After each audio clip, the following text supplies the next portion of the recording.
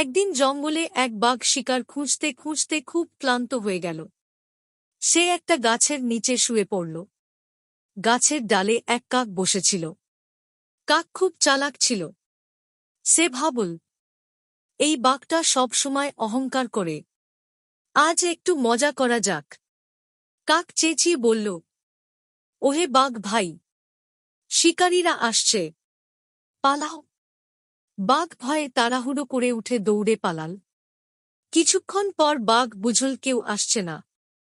সে রাগে গর্জে উঠল, কাক, আমাকে বোকা বানালি, এবার তোকে খাব। কাক হেসে বলল, বাঘ ভাই, রাগ করো না, আমি তোমাকে পরীক্ষা করছিলাম। বড় শক্তি থাকলেও ভয় পেতে নেই। বাঘ একটু ভেবে শান্ত হল। সে বলল, ঠিক বলেছ, ভয় আর রাগ দুটোই আমাদের দুর্বল করে দেয়।